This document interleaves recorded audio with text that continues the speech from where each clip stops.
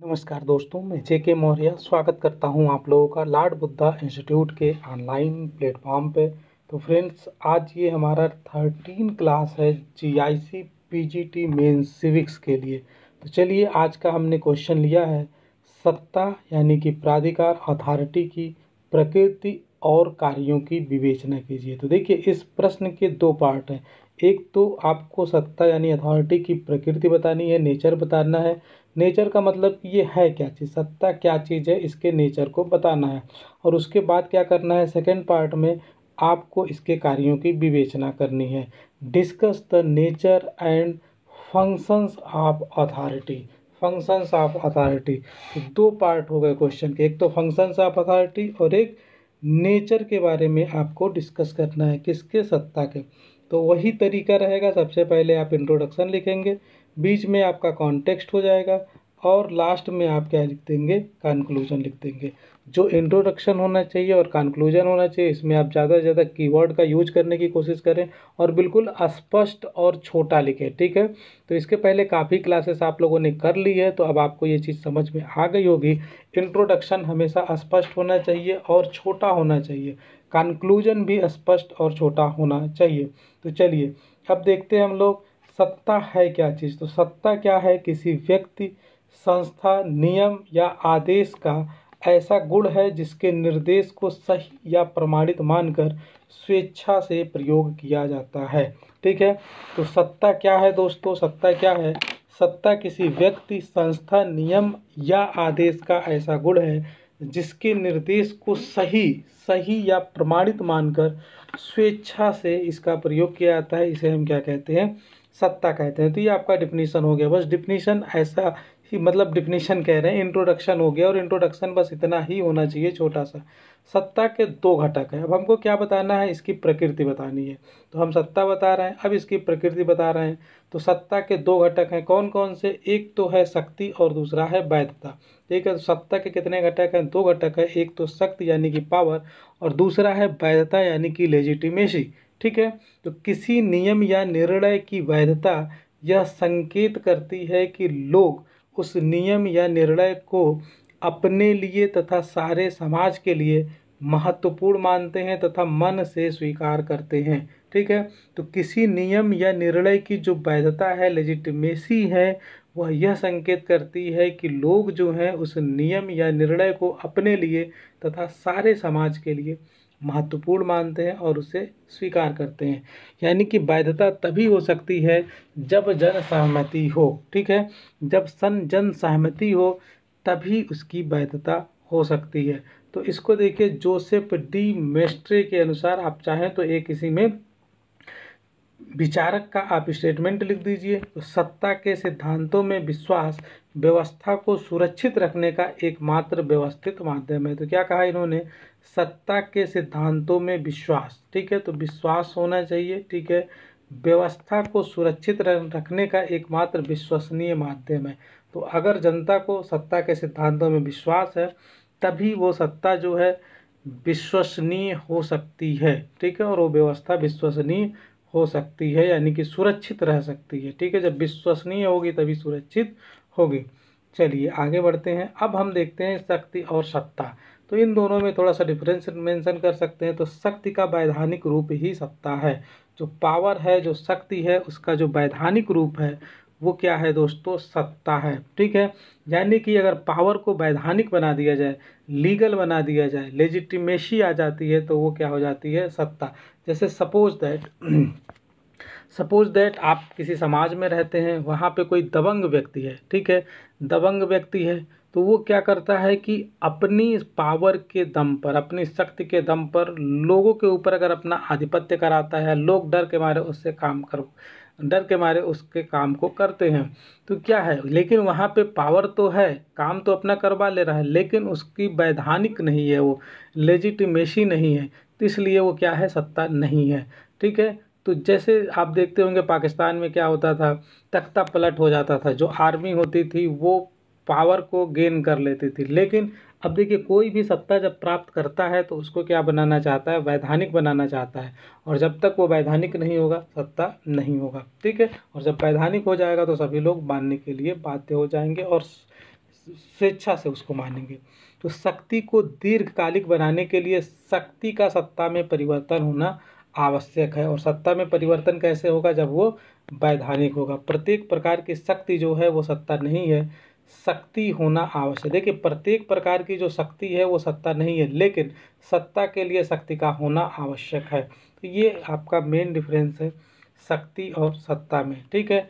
तो अगर हम बहुत परिशुद्ध शब्दों में सत्ता या शक्ति शब्द को परिभाषित करें तो ये थोड़ी सी एक समस्या उत्पन्न होती है, क्योंकि अलग अलग जो लेखक हैं उनके अलग अलग दृष्टिकोण हैं, उन लोगों ने अलग अलग दृष्टिकोण अपनाए हैं। अगर आप बात करें माओ की, तो माओ का स्टेटमेंट काफ़ी फेमस है कि सत्ता बंदूक की नली में से निकलती है। तो इन्होंने क्या कहा? सत्ता जो है बंदूक की नली में से निकलती है, यानी कि पावर को ये ज़्यादा महत्व देते हैं।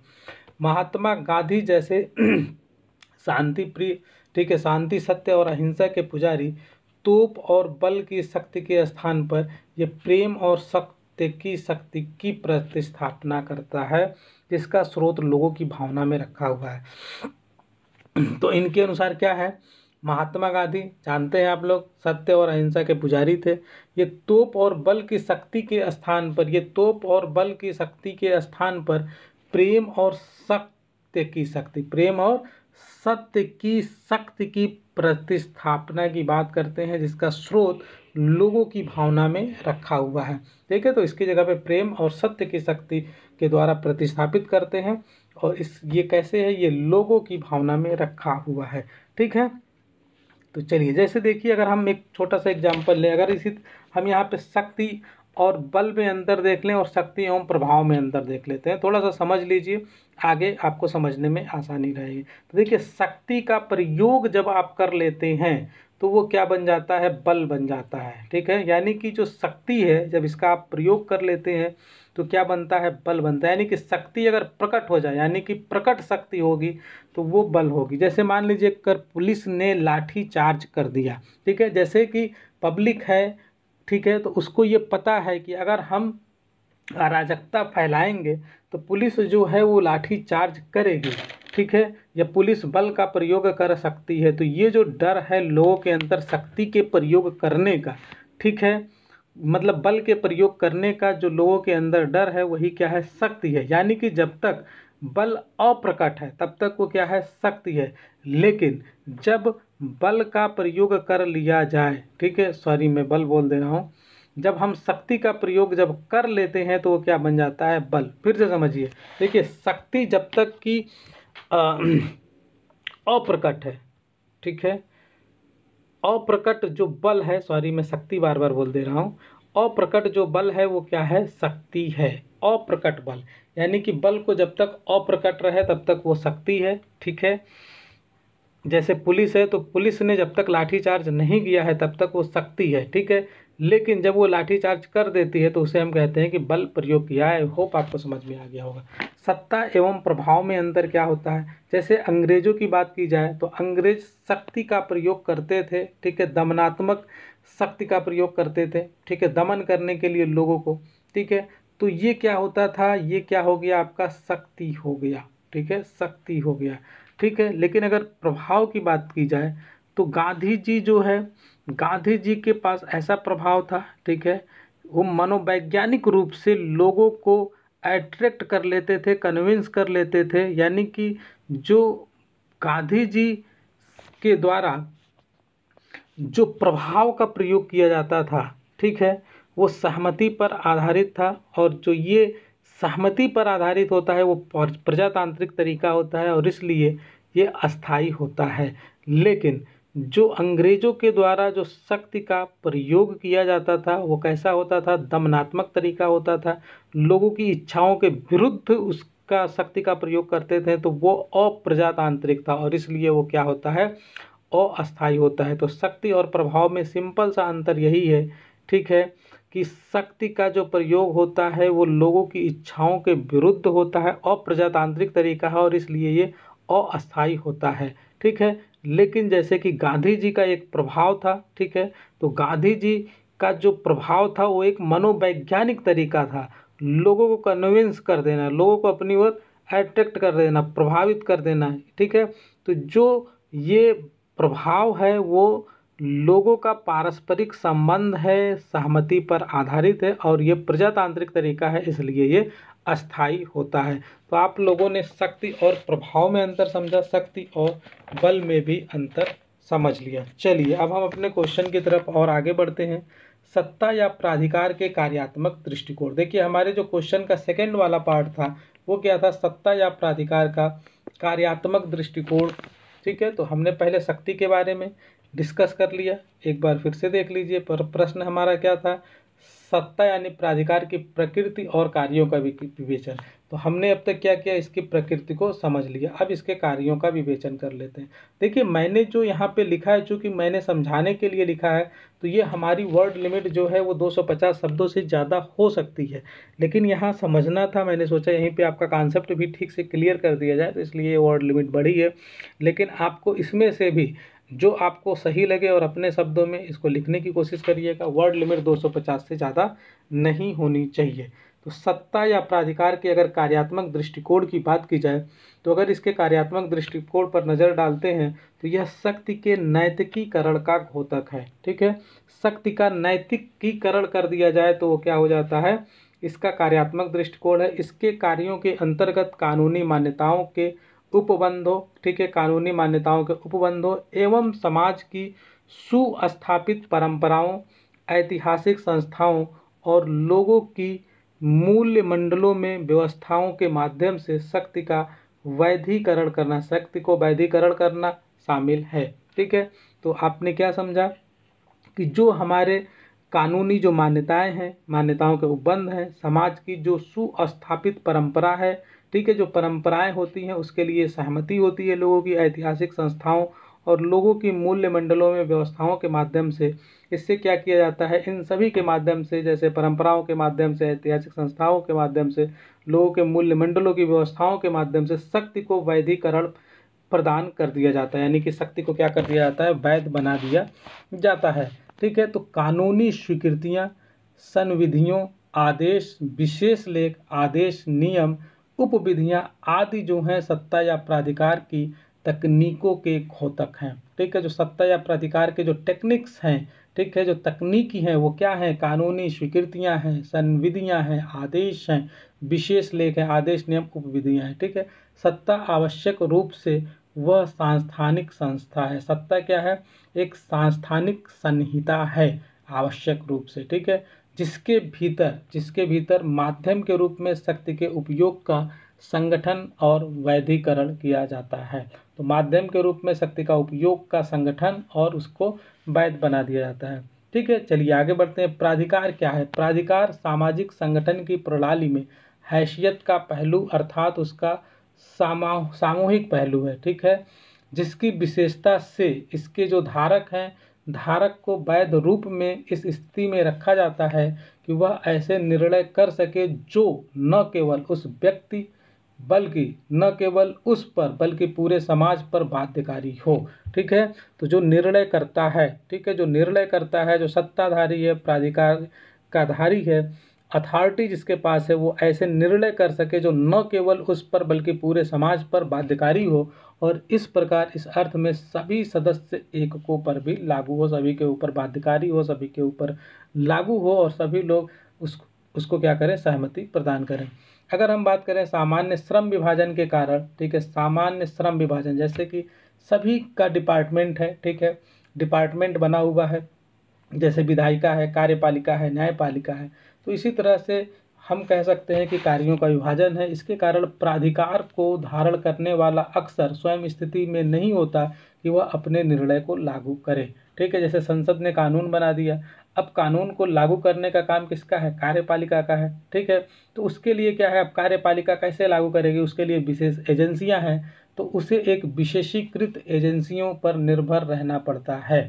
ठीक है, तो जैसे मान लीजिए कि जो अथॉरिटी जैसे पीएम है, तो पीएम खुद उसको लागू नहीं करते हैं, बल्कि जो विशेषीकृत एजेंसियां होती हैं उस पर उनको निर्भर रहना होता है और उसके द्वारा उसको क्या किया जाता है, लागू किया जाता है उस निर्णय को।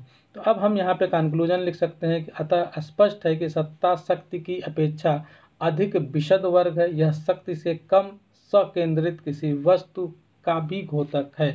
सत्ता का नियंत्रण विधायी, कार्यपालक, न्यायिक, वित्तीय, प्रशासनिक और लोकप्रिय हो सकता है। ठीक है, ये आपका कंक्लूजन हो गया। फिर से देख लेते हैं। अतः स्पष्ट है कि सत्ता शक्ति की अपेक्षा अधिक विशद वर्ग है। जो सत्ता है वो शक्ति की अपेक्षा अधिक विशद वर्ग है।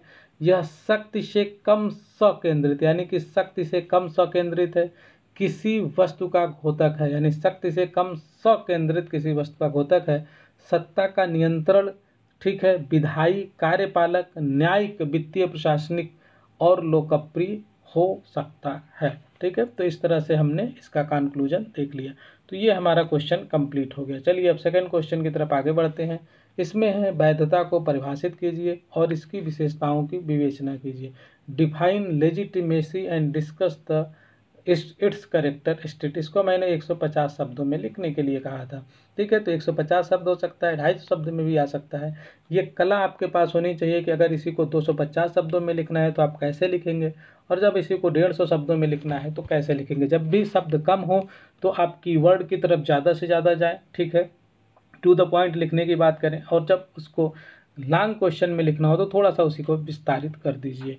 तो क्या है, वैधता को परिभाषित करना है। तो सबसे पहले लेजिटिमेसी यानी वैधता को क्या करना है, डिफिनीशन लिखना है, परिभाषित करना है, और उसके बाद इसकी विशेषताओं की विवेचना करनी है। तो इस प्रश्न के 2 पार्ट हो गए। तो चलिए इसकी शुरुआत हम कैसे करते हैं, एक स्टेटमेंट से।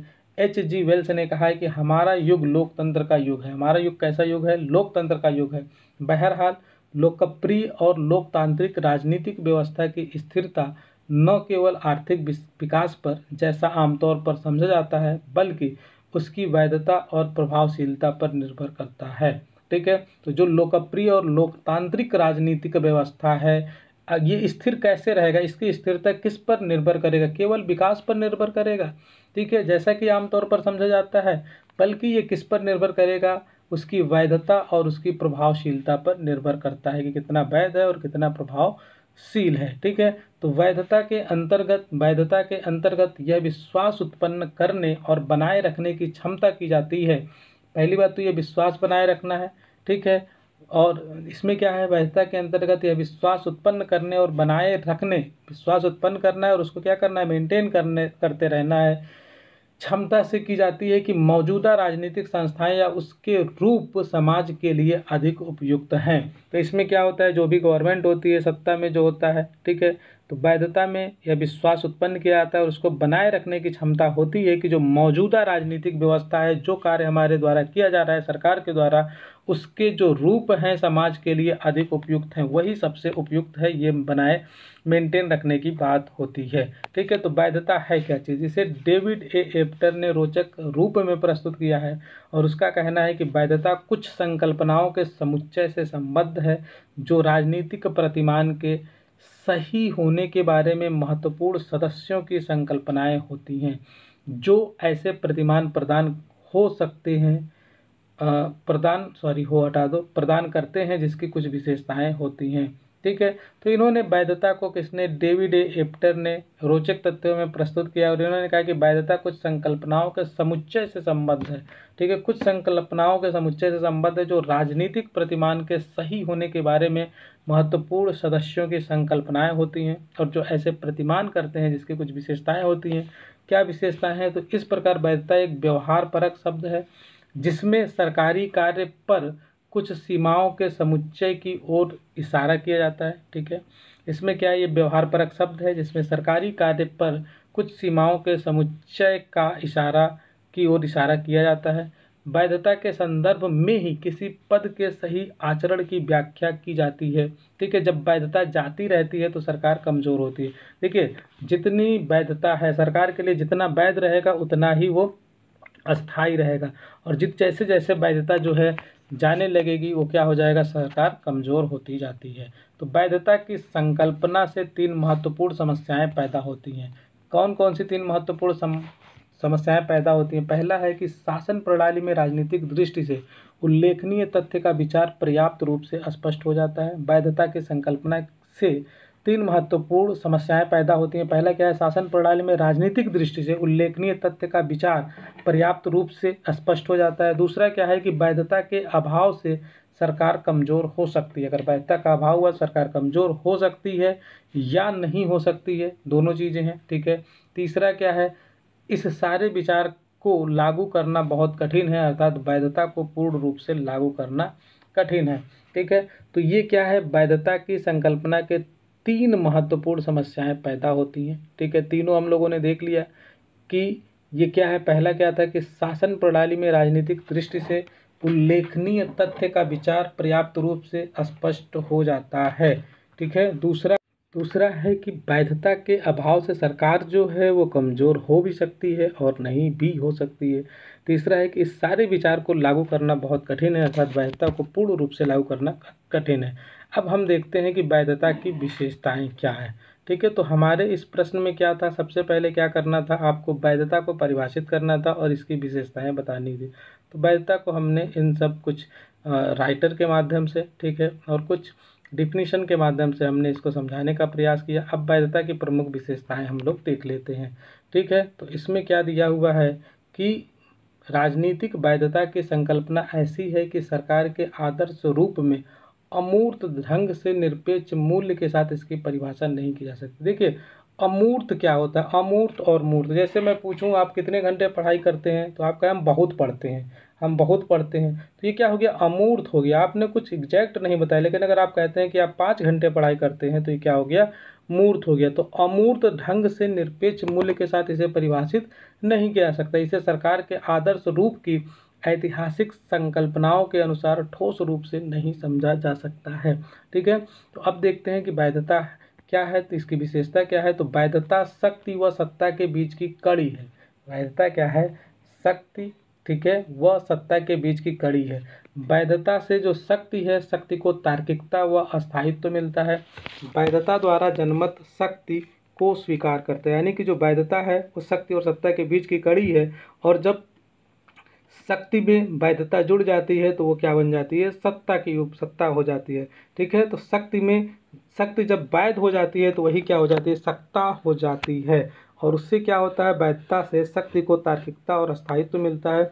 वैधता के द्वारा जनमत जो है वो शक्ति को स्वीकार करता है। ठीक है, वैध सरकार क्या है, वह है जिसके बारे में लोग यह महसूस करते हैं कि उसकी आज्ञाओं का पालन करना उनका कर्तव्य है। ठीक है, जब वैध होगा, जैसे कि जब संसद से नियम कानून पास होगा, वैधानिक तरीके से होगा, तब उसकी आज्ञाओं का पालन करना लोगों का कर्तव्य है, ऐसा वो समझते हैं। जबकि ऐसी सरकार के प्रति कोई ऐसा आभार नहीं समझा जाता जिसे अवैध समझा जाता है। अगर सरकार को आप अवैध मान लेंगे तो क्या हो जाएगा, आप उसके जो आदेश हैं, ठीक है, उसकी आज्ञाओं का पालन नहीं करेंगे। जैसे सविनय अवज्ञा आंदोलन, तो उस समय जो अंग्रेजों की सत्ता थी उसको जो है अवैध घोषित किया गया। ठीक है, क्योंकि वह हमारे हित में नहीं था, तो इसलिए वो अवैध समझा गया।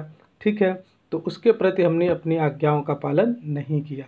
तो वैधता क्या चीज़ है, अस्थायी और सापेक्ष सामाजिक संस्था को निरपेक्ष और शाश्वत स्वरूप देकर उसे एक अस्थायी स्वरूप प्रदान करना चाहता है। जो वैधता है वो अस्थायी और सापेक्ष सामाजिक संस्थाओं को निरपेक्ष और शाश्वत स्वरूप देकर उसे कैसा प्रदान करना चाहता है, अस्थायी रूप प्रदान करना चाहता है। नेक्स्ट है, किसी सरकार की वैधता में विश्वास इसे पवित्र वस्तुओं के वर्ग में स्थापित कर देता है, जो अंधविश्वासी निरपेक्षों का तुल्यांक है। तो किसी सरकार की जो वैधता में विश्वास है वो इसे पवित्र वस्तुओं के वर्ग में स्थापित कर देता है, यानी कि सत्ता को अगर वैध समझा जाता है तो पवित्र वर्ग की वस्तुओं में स्थापित कर देता है। तो ये सब क्या हो गई, ये जो है वैधता की विशेषताएं हो गई। ठीक है, और है नेक्स्ट पॉइंट, यदि शासितों का यह विश्वास है कि उनके शासक वैध है, यानी कि जो प्रजा है, जो शासित है, उनको विश्वास है कि उनके जो शासक हैं वो वैध हैं, तो वे स्वाभाविक रूप से उनकी आज्ञाओं का पालन करेंगे। वे इस बात को स्वीकार करते हैं कि आज्ञा पालन उनके प्रति वित्तीय है। ठीक है, तो अब देखिए, अब हम यहाँ पे निष्कर्ष की तरफ आगे बढ़ते हैं। चूँकि वैधता के विचार के अंतर्गत हर राजनीतिक और गैर राजनीतिक संगठन का मामला आ जाता है। ठीक है, और यह इस ओर संकेत किया जा सकता है कि सरकार वैध बनाने वाली एकमात्र संस्था नहीं है। देखिए, जो वैधता है, सरकार जो है एकमात्र संस्था नहीं हो सकती है जो कि चीज़ों को वैध बनाए। ठीक है, क्योंकि इसके अंतर्गत राजनीतिक और गैर राजनीतिक संगठन भी आ जाते हैं। ठीक है, जो कि इस वैधता को, यानी कि शक्ति को प्रभावित करते हैं, सत्ता को प्रभावित करते हैं।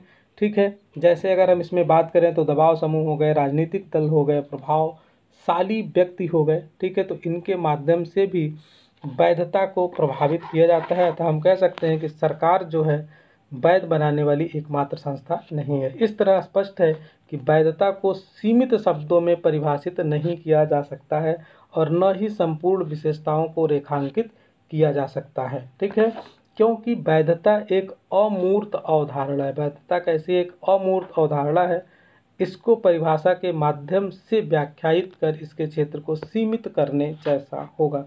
तो आज हम लोगों ने इन 2 प्रश्नों का उत्तर देख लिया है। आई होप आप लोगों को ये लेक्चर अच्छा लगा होगा। आप लोग कमेंट बॉक्स में ज़रूर बताएं कि आपको ये लेक्चर कैसा लगा। थैंक यू गाइस, मिलते हैं नेक्स्ट क्लास में और नेक्स्ट क्लास में हम लोग इसके आगे के क्वेश्चंस को डिस्कस करेंगे। Thank you guys.